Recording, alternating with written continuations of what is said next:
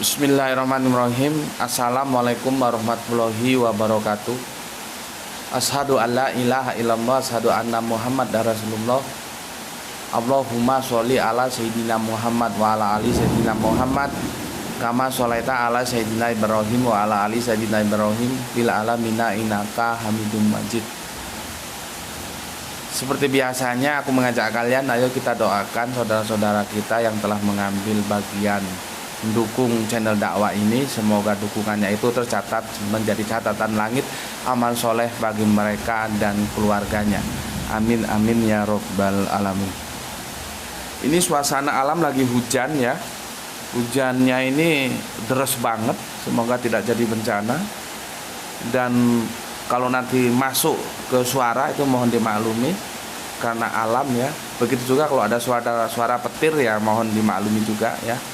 Kalau cahayanya juga kurang terang ini karena sudah gelap ini.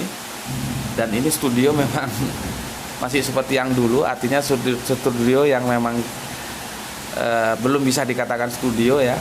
Ya sekedar kita bisa syuting untuk dakwah ya kita lakukan lah apa yang kita bisa ya. Jadi tidak kedap suara, juga pencahayaannya, lightingnya tidak sebagaimana mestinya studio ya. Jadi kalau ada kendala-kendala mohon dimaklumi aja.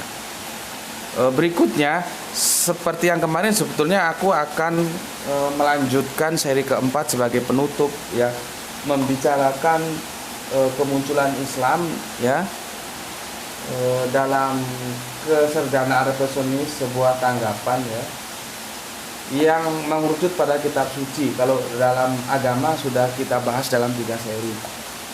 Namun melihat di lapangan viewernya belum begitu menggembirakan.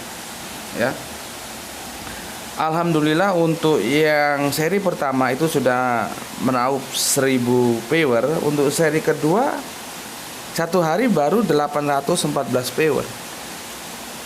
Begitu juga seri yang ketiga justru selama 21 jam masih meraih 646 viewer, masih jauh ya. Artinya sambil menunggu viewer lainnya masuk ya, kita tidak melanjutkan yang keempat sebagai penutup, tapi kita pending dulu. Kita akan mendiskusikan yang masih terkait dengan tajuk ini ya. Tapi aku kasih judul tersendiri yaitu kapan Islam itu ada. Ya, kapan Islam itu ada. Tajuknya karena aku ada di antara dua sisi pemikiran yang itu diametral banget ya, diametral banget. Oke, sebelumnya aku kasih tanggapan untuk viewer kita dari Kristen ya. Tapi ini bukan mampir ngombe ya, bukan mampir ngombe ini. Ini bukan mampir ngombe.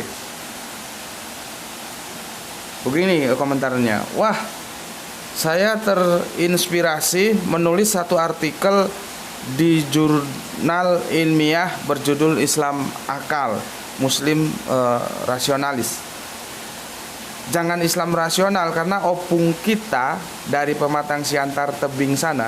Maksud tulisan itu opung kita itu opung kami karena kami sama-sama dari Siantar ya. Sama-sama dari Siantar dan itu salah satu yang membuat kami merasa erat dalam persaudaraan ya. Oke, aku lanjut. Opung itu bahasa Batak, bahasa Indonesianya kakek ya. Jadi kakek kita almarhum Prof Harun Nasution sudah menulis buku berjudul seperti itu. Maksudnya ternyata Prof Harun Nasution sudah pernah menulis buku Islam Rasional. Dan itu menjadi bahan ajar di Stein IAIN UIN tahun 1995. Aku justru baru tahu ini ya. Terima kasih atas informasinya. Doktor kita satu ini Bang Eli Tambunan ini doktornya, kalau seingatku pemikiran Islam dari UIN Yogyakarta, dan itu lulusnya cum laude loh ya. Bukan asal lulus. Makanya kalau kita diskusi dengan orang-orang yang terdidik itu lebih asik daripada yang kelas-kelas emperan jalan itu ya. Ya sudah, dibiarin aja. Makanya kalau aku tidak memberikan komentar sama yang kelas anjing-anjing gitu ya untuk apa sih ya? Nggak menarik, nggak ada sesuatu yang bisa diambil hikmahnya. Biarin aja, selama anjing itu mau berteriak, mau menggonggong ya biarkan saja, toh lama-lama dia akan merasa bahwa tidak ada yang memperhatikan dia. Oke. Ternyata orang-orang Siantar ini memang orang-orang yang selalu melanggar rambu-rambu kesepakatan ya. Jadi kami ini selalu menembus kesepakatan-kesepakatan yang itu sudah diterima secara publik ya. Keluar jalur gitulah ya. Termasuk almarhum Prof Harun Nasution ini, seingatku beliaunya sempat jadi rektor nggak salah ya. Dan aku nggak tahu kalau beliaunya menulis Islam rasional. Sedangkan Islam rasional yang aku usung itu sekitar tahun awal 2000-an atau maksimal pertengahan 2005-an lah ya. Ketika aku ada safari dakwah ke Kalimantan Timur ya, selama beberapa waktu. Di sanalah aku mempunyai gagasan yang aku namakan Islam rasional. Artinya coba sih kita sekarang beralih expand ya, bagaimana pendekatan-pendekatan Islam itu kita dekati secara rasional. Begitu gagasannya pada saat itu. Dan aku tidak tahu itu sudah pernah ditulis oleh seorang profesor yang ternyata dari daerah kami juga, Pematang Siantar, tepatnya daerah tebing sana ya. Oke, untuk saudaraku ya, Dr. Eli Tambunan. Dr. Eli ini juga begitu. Kalau di lingkungan kekristenannya sering mendapatkan sebuah, katakanlah, tanggapan-tanggapan yang membuat orang merasa, wah kok gitu ya. Karena kerangka berpikirnya juga kadang-kadang keluar jalur gitu. Jadi asik-asik aja lah. Bagi kami yang mungkin orang Siantar tipikalnya seperti itu ya, selalu keluar jalur. Jadi asik-asik saja. Aku mendukung. Kapan Dr. Eli Tambunan ya? Kapan Eli susun tuh dari jurnal ya? Nanti kalau sudah disusun, tolong aku dikabari dan aku dikasihkan kopinya. Aku dukung ya, silahkan ditulis.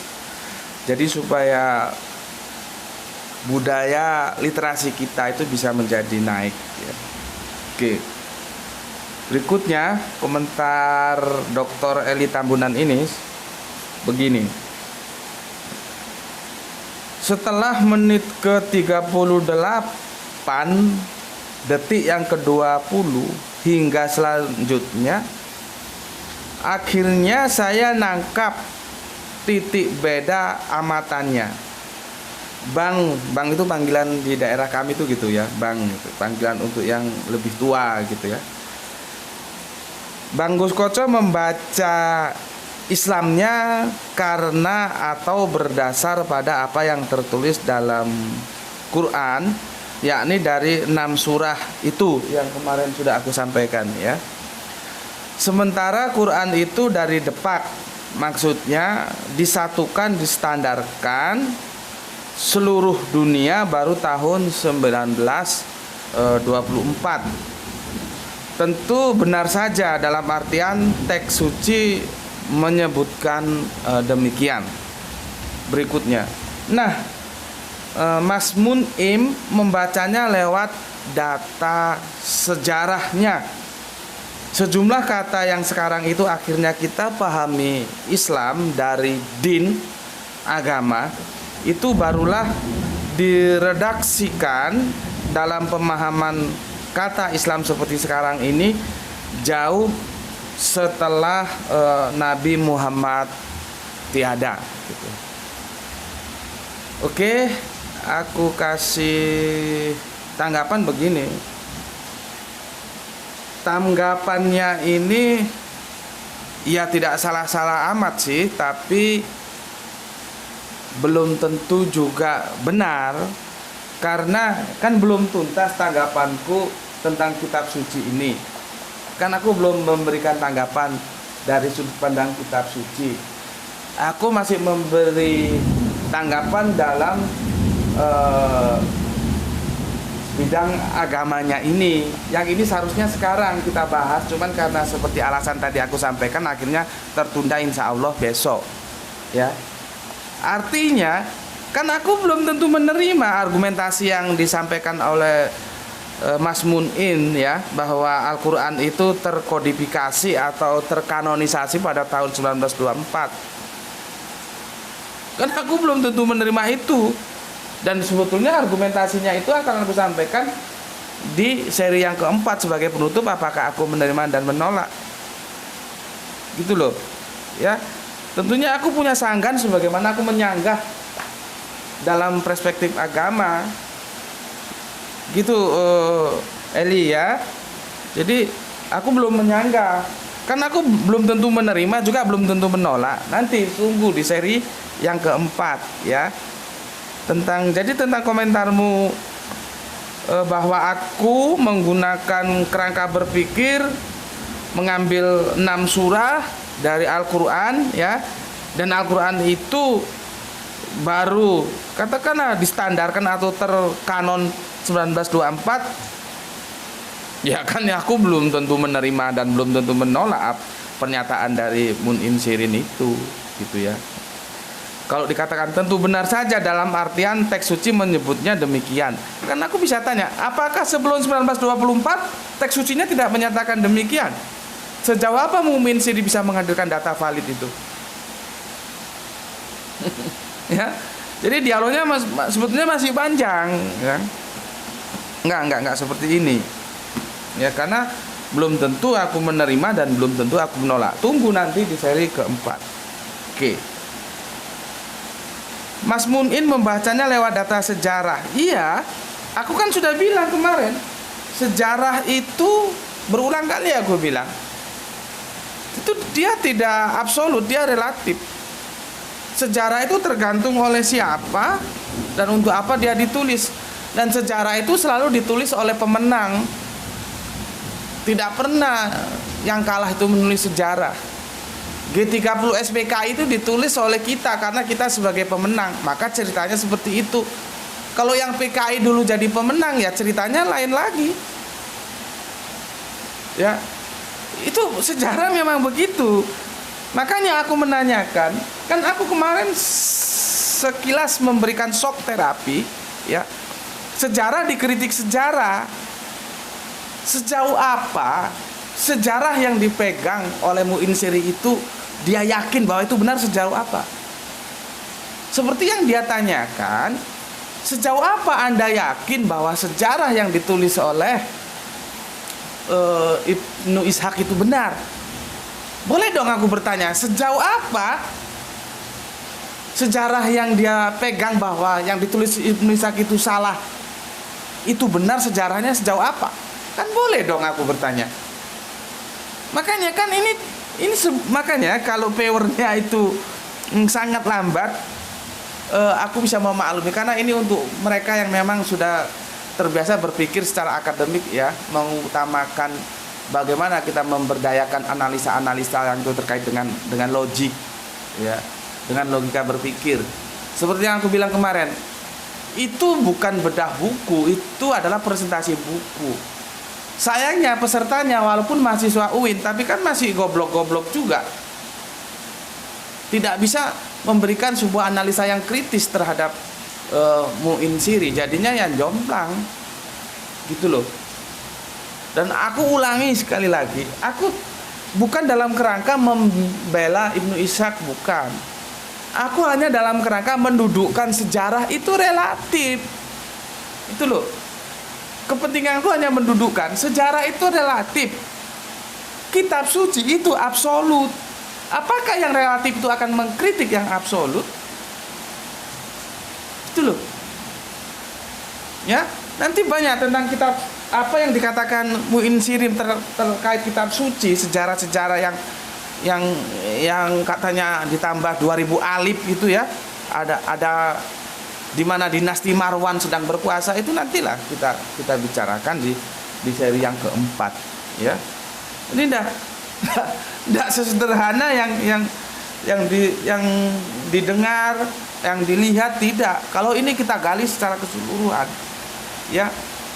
Benar kamu Insiri tidak memasang sebuah target ketika mau menulis buku. Itu kan kita harus tahu. Karena apa? Dia memegang sejarah untuk mengkritik sejarah. Kenapa sejarah yang dia kritik dia tidak percaya? Kenapa dia percaya terhadap sejarah yang digunakan untuk mengkritik? Jadi apa ya, starting pointnya itu harus dibenarkan dulu. Kalau ini tidak benar, ya kesananya juga tidak benar. Begitu saudaraku ya. Ini kami biasanya kalau ke Salatiga ngobrol bareng sampai malam ya. Jadi ya sudah seperti saudara, ya sudah saudara lah ya.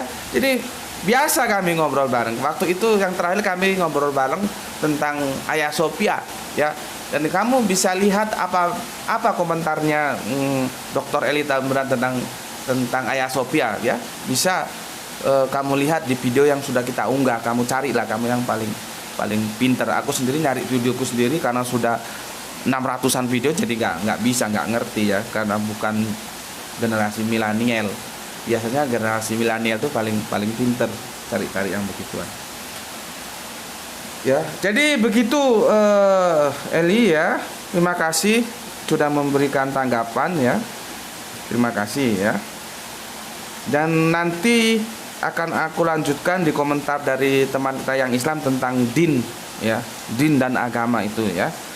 Oke, terima kasih dan monggo silakan ditulis itu apa ya, tentang pemikirannya tentang Islam apa? Islam apa tadi yang dibilang? Islam bukan Islam akal ya. Silakan ditulis dan aku sepenuhnya mendukung. Oke. Berikutnya tentang tanggapan yang masuk lewat tadi Kristen, ini sekarang Islam, jadi fair kita ya. Tentang din ya, dari AA, nggak tahu nama lengkapnya siapa, AA gitu aja ya. Begini katanya, din hanya ada dua, yakni dinul Islam dan dinul kafir. Dinul Islam sama dengan dinul Hanif, Quran surat Rum 30. Kira itu? Coba Bapak buka Quran surat Rum 30 itu bunyinya gimana? Di sini. Di sini. Sebentar, udah Bapak sudah bisa. Quran surat Rum 30 gimana bunyinya? Surat Rum itu surat keberapa? 20 berapa? 27 ya. Jangan jusnya sayang, Bapak sulit nyarinya. Jangan tambah ngerepotin Bapak. Bapak tanya surat nomor berapa, bukan jusnya. Ya. Rum ya. Surat Ar-Rum. Surat berapa? Surat ke-30. Sebentar, surat ke-30. Ini AA ini ayatnya berapa, ah? Kamu ngawur aja kamu. Surat Rum itu banyak ayatnya, yang keberapa harus dijelaskan. Ya, lain kali diberi penjelasan. Kamu dari mana juga kasih tahu. Asalmu dari mana? Ya. Oke, aku baca ulang. Din hanya ada dua, yakni dinul Islam dan dinul kafir. Dinul Islam sama dengan dinul Hanif, Quran surat Rum 30. Iya, ayatnya berapa? Kamu nggak ngomong nggak situ. Mila itu adalah mila Ibrahim ada, juga mila Yahudi dan Nasoro. Dalam kurung walantado angkal Yahudu wa la Nasoro hatta tatyaba milatahum, ini dia menukil surat Al-Baqarah 120 ini, dinul Islam menurut sunnah Rasul. Oke. Dinul kafir, julumat menurut sunnah syaitan. Aku masih asing, dinul kafir itu di mana kamu temukan ada dinul kafir itu? Ya? Kamu ngomong dinul kafir, kamu nggak memberikan rujukan kan, jadi nggak bisa aku. Bagaimana aku akan mengomentari secara tepat?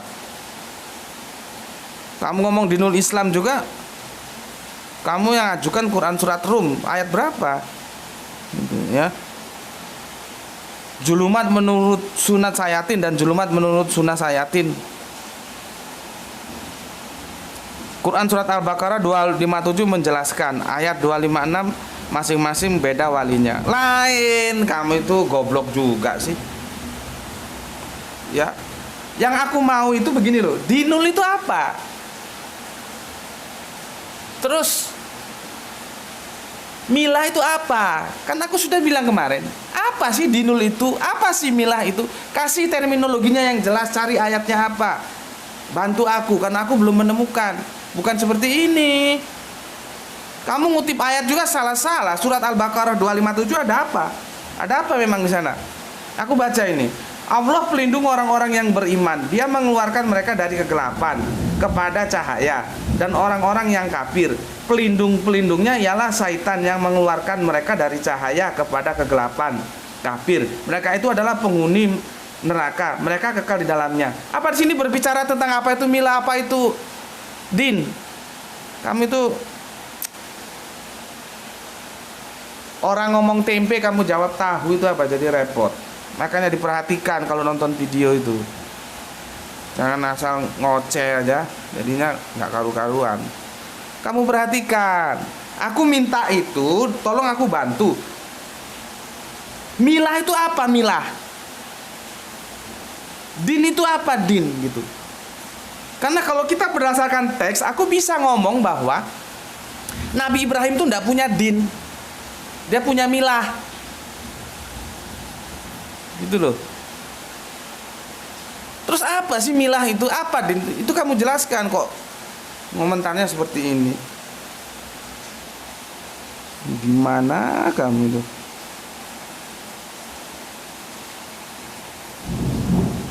Oke, ini dari komentarnya, dari tanggapannya dari ini Mbak atau Mas ini, AM ini.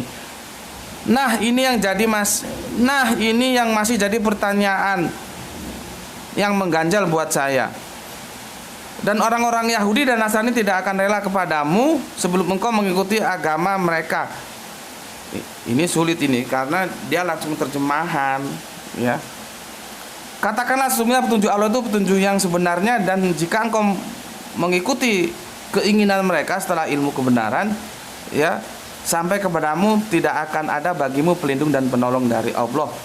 Sulit ini, maka aku harus ke original teksnya. Dia nggak dikasih original teksnya, ya.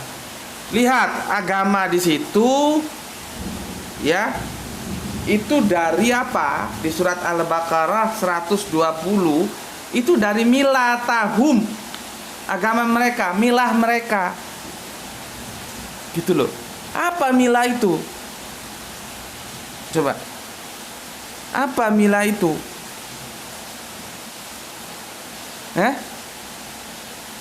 Milah itu apa? Kembali kan nggak ada yang ngerti apa milah itu.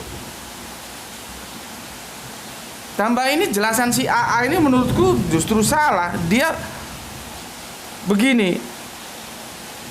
Itu kan terjemahannya di Quran yang saat ini umum digunakan. Milah itu sistem penataan berada dalam dinul. Berarti milah itu di dalam dinul. Begitu. Berarti dinul lebih luas daripada milah. Aku kok nggak begitu ya memandangnya. Justru karena apa? Pada zaman Kanjeng Nabi Ibrahim itu belum dikatakan din, tapi masih dikatakan milah. Karena cakupannya itu lebih luas. Karena dia dalam tahap awal. Tahun berapa itu? Berapa abad ke belakang kalau kita hitung. Dia sesuatu tuh diawali dari luas dulu baru mengerucut. dari mila itu nanti mengerucut ke din. Supaya lebih acceptable, supaya kalian lebih ngerti. Kita banyak sekarang yang dinnya Islam, tapi apakah milah kita Islam? Itu loh. Banyak KTP-KTP-nya kalau ditanyai apapun dibilang dinnya apa Islam, tapi apakah milahnya Islam? Orang-orang di luar sana nggak ngurus kamu mau dinmu Islam nggak apa-apa, tapi asalkan milahmu itu bukan milah Islam. Di sini terjadi gospel fikir yang menjadi nanti pemikiran itu menjadi terapan. Banyak kita ditanya dinnya apa Islam, tapi milahnya sudah bukan Islam lagi. Gitu loh. Milah itu menyangkut segala aspek peradaban. Artinya dia mencakup lebih luas, artinya bukan milah di dalam din, justru din itu di dalam milah. Sebagai bukti banyak sekarang kita dinnya Islam, tapi milah kita itu sudah tidak Islam lagi. Secara berekonomi tidak Islam, secara pergaulan tidak Islam, mendidik keluarga tidak Islam. Begitu. Aku kan memancing kalian supaya kalian berpikir. Tapi kalaupun belum bisa, jawabnya itu jangan ngawur gitu loh. Jawab, orang tanya tempe jawab tahu, ini kan ngawur ini. Ya. Itu di surat 2 Al-Baqarah itu jelas milah, dia pakai milah. Milah tahum, milah mereka. Ya. You silakan saja you mengklaim din you Islam, tapi milah you sudah tidak Islam lagi. Ya sudah amburadul. Ekonomimu sudah tidak ekonomi Islam, hukummu tidak sudah berhukum Islam. Hanya bisa Islam dilihat sebatas ritual saja. Padahal Islam itu tidak hanya berkata dalam bidang ritual. Itu loh. Cuma kan kalau nggak dijelaskan gini, gobloknya nggak bisa hilang ini. Dikira Islam itu hanya berbicara ritual saja. Dia berbicara segala aspek kehidupan. Jadi seseorang yang sudah mengklaim dirinya Islam, milahnya harus Islam. Kalau milahnya Islam, dia tidak mau makan riba. Riba itu bukan sistem ekonomi Islam. Kalaupun nanti memang terjadi perdebatan, ada riba yang diperbolehkan karena teksnya itu jangan berlipat ganda seperti aku jelaskan kemarin. Kalau kita lihat di Al-Quran, berarti selama bunga itu masih dalam batas-batas tidak memberatkan, itu diperbolehkan. Nah itu nanti pertarungannya di fikih lah.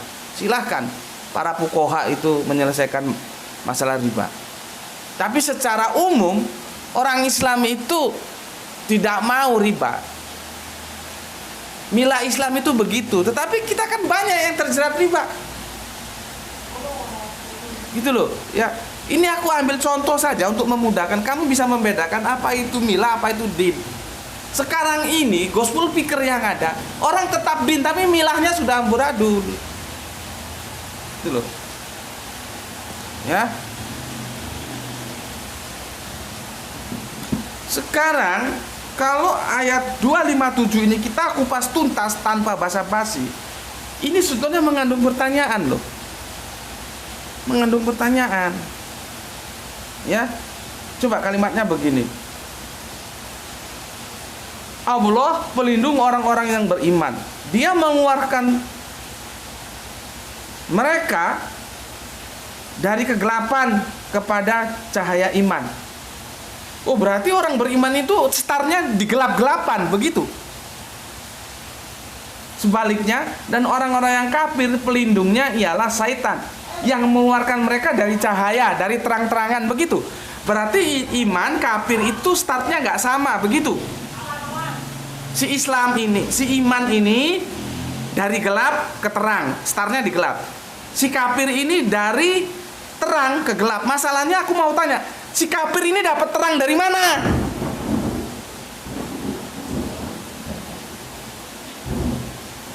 Bukan pertanyaan gampang tuh untuk dijawab. Jadi kalau AA tadi mau menukil surat 257, justru beratnya di situ yang perlu didiskusikan. Ayat ini nggak berbicara apa itu milah, apa itu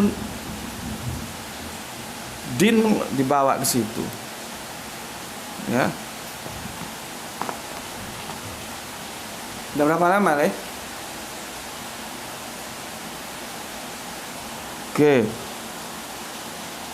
Sekarang kita coba diskusikan. Jadi dari Islam ini ada dua, aku rangkep jadi satu, antara AA dan AM ya. Ini diskusinya ini ya. Coba ini kita lihat di surat 367. Ibrahim bukanlah seorang Yahudi dan bukan seorang Nasrani, tetapi dia adalah seorang yang Muslim. Kenapa Muslim? Kenapa kok nggak dibilang dia itu seorang yang Islam? Beres, nggak ada perdebatan. Kenapa Muslim? Karena awalnya itu sudah jelas. Nama Yahudi itu nama, Nasrani itu nama, Islam itu nama, Muslim itu nilai. Gitu loh. Maka jelaslah Ibrahim bukan seorang Yahudi, bukan seorang Nasrani. Ya memang jelas. Jadi Al-Quran itu membantah dengan jelas secara faktual. Karena Yahudi itu di era Kanjeng Nabi Musa, Nasrani itu di era Kanjeng Nabi Isa. Mana mungkin Ibrahim yang jauh di belakang sudah kenal apa itu Yahudi, apa itu Nasrani. Jadi kalau orang Yahudi bilang Ibrahim itu Yahudi, itu omong kosong. Kalau orang Nasrani bilang Ibrahim itu Nasrani juga omong kosong. Karena terjadi anakronisme. Tahu nggak kamu apa itu anakronisme? Kalau nggak tahu belajar lagi di sana. Tapi yang menarik di sini, ya, Ibrahim itu bukan seorang Islam. Al-Quran tidak mau mengatakan Ibrahim seorang Islam karena menjadi aneh. Kalau Ibrahim disebut Islam, orang Yahudi saja enggak kok, Nasrani saja enggak kok mau dibilang Islam. Islam itu nanti kemudian. Sedangkan Yahudi, Nasrani yang lebih tua daripada Islam, itu kan saudara tua kita, Yahudi dan Nasrani itu. Islam ini kan adik bungsunya. Mana mungkin Bapak Ibrahim itu seorang Islam. Dia seorang Muslim. Maka sangat tepat Al-Quran mengatakan dia Muslim. Maka sampai saat ini aku akan siap hadapi mereka yang mengatakan sebuah nabi beragama Islam. Dari mana pemikiran seperti itu? Meskipun aku pernah disuguhi sama guru Al-Quranku yang ketiga, ya. Jadi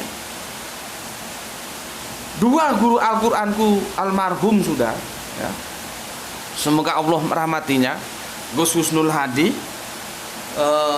Gus Fanani. Ini semua orang-orang yang mengajarku tentang Al-Quran sudah almarhum semua. Semoga Allah merahmatinya.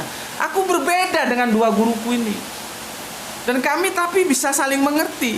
Makanya kemarin kalau guruku Gus Fanani tidak mau bilang agama Islam, maunya din Islam, ya sudahlah, aku bisa memahami kok. Dan itu tidak menjadi kendala hubungan keakraban di antara murid dan guru di antara kami. Tidak ada masalah. Ya. Dan mereka kedua-duanya menyebut semua nabi itu beragama Islam. Menurutku Islam dari mana? Makanya ketika ada orang, itu kan ada anjing-anjing yang lama nggak gonggong itu, kayak, ya, dia sepertinya punya sentimen terhadap guruku terus dinisbahkan ke aku. Karena menurut cara pandang otak dia yang geblek itu, seorang guru itu akan membuat seorang murid seperti dirinya. Enggak, aku tidak bisa dibegitukan. Guruku ya guruku, aku ya aku. Enggak bisa terus aku dipukul rata karena guruku merah terus aku merah, nanti dulu. Posisiku sudah jelas, guru itu sebatas memberikan informasi. Makanya sangat aneh keadaan itu, sepertinya dia punya sentimen enggak sehat terhadap guruku, sehingga aku menjadi sasaran. Yang dibilang sesat lah, yang dibilang beginilah, itu kan otak-otak goblok gitu.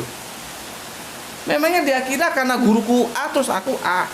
Kalau dia nggak suka sama guruku ya sama guruku saja, ngapain aku dibawa-bawa. Tapi ya begitu, yang namanya anjing biarkan saja. Nanti kalau udah capek kan diam sendiri. Tidak bisa. Aku ini tidak bisa diatur-atur, tidak bisa dibentuk-bentuk.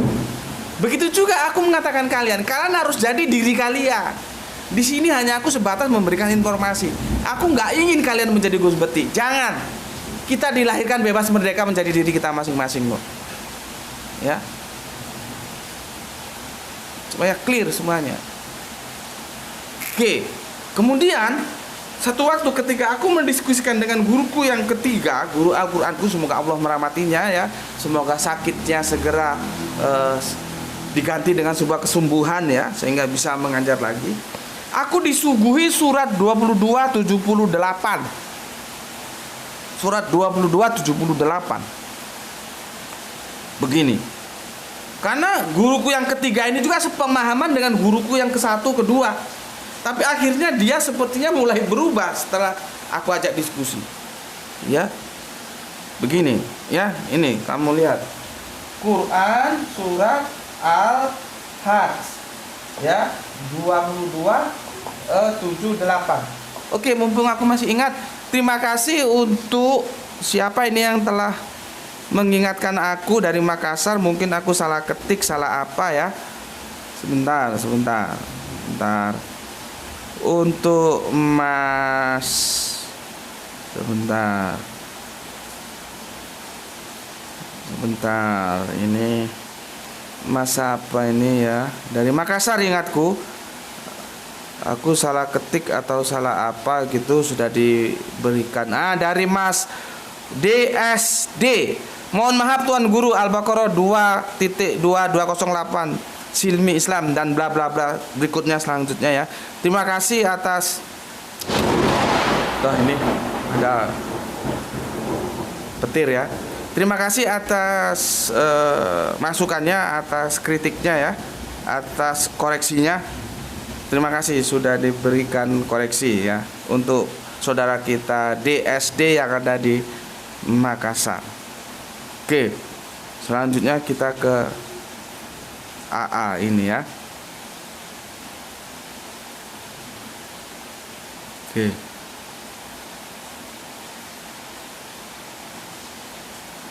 Oh, sebentar.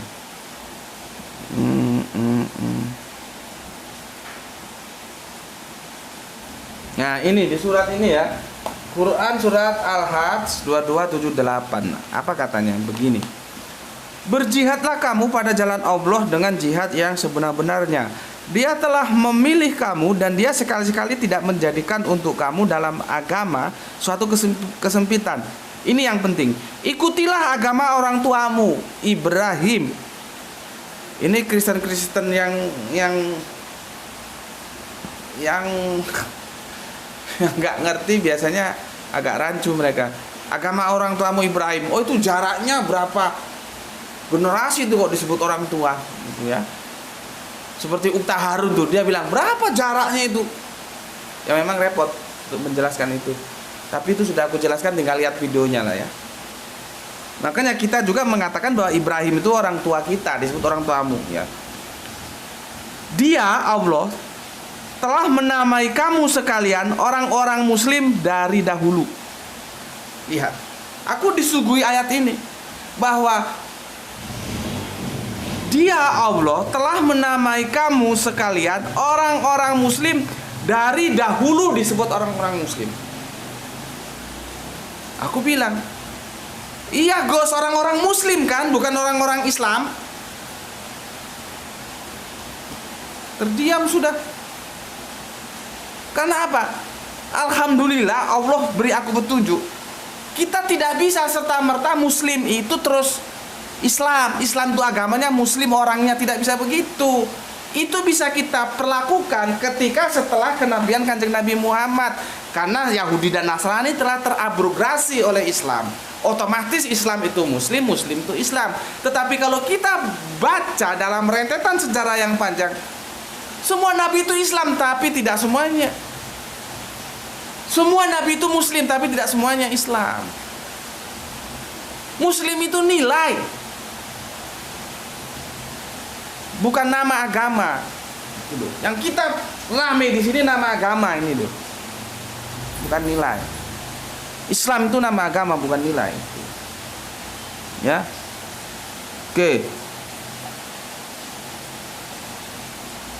Tuh aku jam berapa lama? Oke, ya. Ini bilang dalam hadis Bukhari juga dijelaskan bahwa semua nabi mulai Nabi Adam AS membawa misi di Nurul Islam. Hadisnya mana? Kamu ngomong tok aja, hadisnya nggak ditampilkan. Kalau ada hadis seperti itu aku buang. Aku nggak percaya hadis seperti itu. Ya.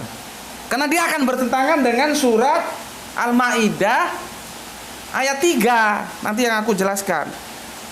Setiap hadis mau bilang Bukhari, Sahih, mau apapun namanya, ketika dia bertentangan dengan Al-Quran, buang. Ya. Oke, ini AM ini melakukan tasrif ini. Islam itu aslama, yuslimu, aslim. Ya. Masdarnya ya, kata dasarnya Islam. Fi'il madinya kata kerja lampau aslama. Fi'il mudhoreknya kata kerja sekarang dan yang akan datang yuslimu. Fi'il amrnya kata kerja aslim. Iya, kalau kamu tarik ke Islam. Ini sudah aku perdebatkan dengan almarhum guruku. Aku bilang, oh tidak, itu artinya kamu berserah diri, bukan berislamlah kamu. Kok enak, bener. Orang namanya aja belum dikenal kok Kanjeng Nabi Ibrahim disuruh berislam. Itu artinya, jadi kalau nilai-nilai, sebagai nilai Islam itu sudah ada memang dari sejak dahulu kala. Dan nilainya sama dengan yang diusung Yahudi dan Nasrani. Karena itu dinullah semuanya. Perkara nanti di tengah jalan itu disimpangkan orang, ya itulah yang diperlunya Nabi seterusnya untuk meluruskan kembali ke jalan yang lurus. Ya. Jadi kita tidak berbicara nilai.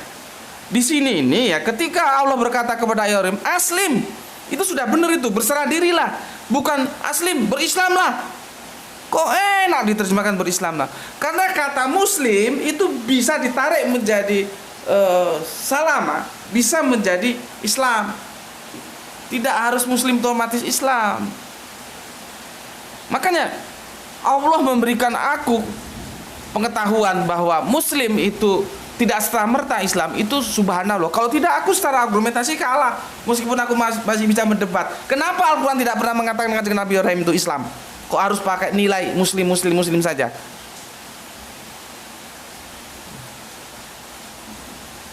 Ya.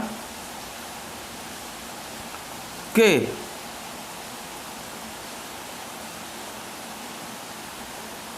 Apa ini?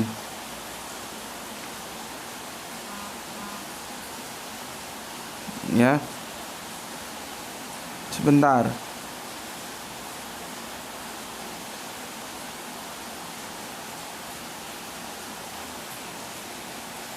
Jadi itu yang perlu aku komentari ya, supaya kita paham apa itu milah, apa itu din, gitu ya. Nah, sekarang posisiku memang ada di dua sumber permasalahan yang itu berbeda. Aku akan jelaskan sekarang posisiku ya. Dan aku akan sedikit mengomentari tentang agama-agama. Jadi begini, Buddha itu nasibnya hampir sama dengan Nasrani. Dia tertolak di negeri kelahirannya. Buddha itu di India tidak berkembang. Dia dibawa keluar kawasan Indochina sampai ke Cina sana, ya, Vietnam, Thailand, Kamboja. Nah, di sana berkembangnya. Jadi agama Buddha itu tidak berkembang di daerah kelahirannya. Selisih antara Buddha dan Nasrani, ya. Ini hitungan sejarah loh ya, jangan kamu anggap hitungan eksak, itu pasti 500 tahun, tidak. Itu sumber sejarah mengatakan 500 tahun. Kamu mau terima ya monggo, tolak juga nggak apa-apa, ya. Kekristenan juga begitu. Kekristenan itu ketika Nasrani yang tertolak di daerah asalnya, di mana di bumi teritorial Israel. Orang Israel tegar tengkuk, tidak mau. Mereka tetap dalam keyahudiannya. Akhirnya kekristenan ini dibawa keluar oleh sosok yang bernama Paulus. Di sanalah permasalahan itu mulai. Mulai pertamanya tentang apa? Aku masih ingat itu tentang sunat. Sampai-sampai itu dibawa ke mahkamah. Di pertemuan antara pada waktu itu bosnya itu masih si Kefas. Di antara murid-muridnya itu, ya. Jadi gimana ini? Orang non Yahudi disunat atau enggak? Itu cikal bakal awalnya permasalahannya disunat. Makanya nanti ada nabi untuk orang tidak bersunat. Ya. Nabi untuk orang bersunat. Itu Petrus dan kocok-kocoknya untuk orang bersunat. Akhirnya tidak berkembang. Yang berkembang itu yang dibawa keluar oleh Paulus. Ya, menjadi Kristen itu aku sudah sampaikan sekarang. Dan akhirnya juga Kristen itu menjadi Katolik itu setelah kekuasaan Roma. Akhirnya ya, ada sosok, dan ini dari Jerman, bukan dari Israel sana, yang bernama Martin Luther. Dia tidak puas terhadap Katolik, maka dia protes. Akhirnya disebut Protestan. Cobalah cerita ini ya, kamu referen ya, kamu cari sumber-sumber lain. Terus apakah Islam mengalami seperti itu sehingga mau disamakan dengan Mu'min Siri? Itu loh. Ya. Jadi bagi Mu'min Siri Islam itu tidak unik. Bagiku unik. Kalau Islam itu sudah tidak unik, terus ngapain lagi kita beragama? Sudah gak usah beragama aja kalau Islam itu tidak unik. Islam itu unik dan Allah menjaganya karena dia pertahanan terakhir dari dinullah. Ketika Yahudi sudah diporak-porandakan, Nasrani sudah diporak-porandakan, maka Islam ini pertahanan terakhir. Cuman kan cara pandang mereka parsial, sedangkan cara pandangku itu holistik. Aku memandang ya milata Abraham, Yahudi, Nasrani, Islam itu dalam satu kesatuan benang merah, tidak terpisahkan. Kalau pandangannya parsial ya memang jadinya perdebatan yang nggak ada ujung pangkalnya. Itu loh ya. Jadi posisiku ya itu begini. Ya. Aku di sini. Ya. Nih, nampak sini loh. Enggak ketutupan ini. Enggak. Ya. Ini satu kelompok mengatakan karena semua nabi beragama Islam, ya, berarti kan kelompok itu mengatakan Islam sudah ada sejak dulu, ya, sejak dulu Islam itu sudah ada katanya, sejak dulu. Ini satu kelompok yang dibangun oleh Mu'min Siri. Islam itu baru ada setelah Kanjeng Nabi mangkat, seperti agama-agama lainnya. Islam. Ya. Gini. Ya. Mana yang merah? Nih ya. Satu kelompok mengatakan semua nabi itu beragama Islam. Berarti Islam sudah ada sejak sebelum Kanjeng Nabi Muhammad ada. Satu kelompok mengatakan yang diwakili oleh Mu'min Siri, oh enggak, Islam itu tidak unik, dia sama dengan agama-agama lain. Dia ada setelah Kanjeng Nabi Muhammad wafat. Aku tidak menerima ini dan aku tidak menerima ini. Maka kapan Islam itu ada? Maka jawabanku, Islam itu ada sejak kenabian Kanjeng Nabi Muhammad. Jadi sebelum Nabi Muhammad menjadi nabi, Islam sebagai nama bukan nilai, itu tidak ada. Yang pertama. Yang kedua, apakah benar Islam itu ada setelah Kanjeng Nabi Muhammad wafat? Juga aku tolak, tidak. Karena begitu Kanjeng Nabi Muhammad itu diwisuda menjadi nabi setelah Gua Hiro itu selesai menjadi nabi, dia menjadi guru kita. Dia membawakan sebuah ajaran. Ajaran itu punya nama, Islam. Coba bayangkan kalau nggak punya nama, Nabi ditanya, kamu ini bawa ajaran apa toh? Mau dijawab apa? kok ngomong bahwa Islam itu ada setelah kanjeng Nabi mangkat? Nah, argumentasiku ini ada di Quran, ya. Quran surat Al-Maidah surat 5 ayat ketiga. Ya. Ayat ketiga. Kamu buka di situ. Ini ya. Quran surat Al-Maidah ayat ketiga. Ini sudah tahu ini ya, sudah tahu ya. Posisiku tahu ya, aku di tengah. Aku menolak yang ini, menolak yang ini. Surat Al-Maidah ayat 3 itu ada diksi gini, ini supaya kalian tahu ya. Ada diksi begini.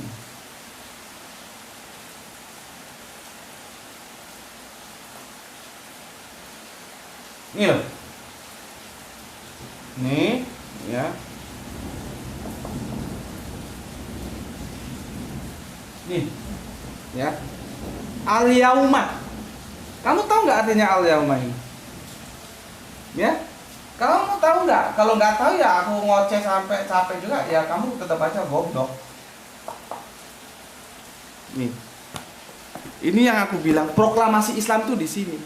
Karena sebelumnya juga sudah disebutkan Islam tapi belum diproklamasikan. Seperti nama Indonesia itu sudah disebut-sebut, tapi proklamasinya kan 17 Agustus. Islam juga begitu. Di sini ada kata pada hari ini. Al-yaum, pada hari ini, bukan hari lalu. Bukan hari lalu yang katanya orang semua nabi beragama Islam itu dari Hong Kong apa? Bukan hari lalu. Bukan juga pada hari esok setelah kanjeng Nabi wafat. Tidak. Islam itu sudah ada pada hari ini. Jadi Islam itu kapan ada agama Islam itu? Ya, ya sejak kanjeng Nabi Muhammad diangkat jadi nabi. Ya, tahu? Jadi aku menolak dua kutub, yang satu mengatakan semua nabi beragama Islam, berarti sebelum ada Nabi Muhammad menjadi nabi sudah ada Islam. Aku tolak. Dan aku juga menolak yang katanya Islam itu ada setelah kanjeng Nabi wafat. Tidak. Posisiku adalah kapan Islam itu ada? Sejak kenabian kanjeng Nabi Muhammad diangkat menjadi nabi. Disitulah Islam ada. Sampai ketemu lagi. Bismillahirrahmanirrahim. Alhamdulillahirabbil alamin.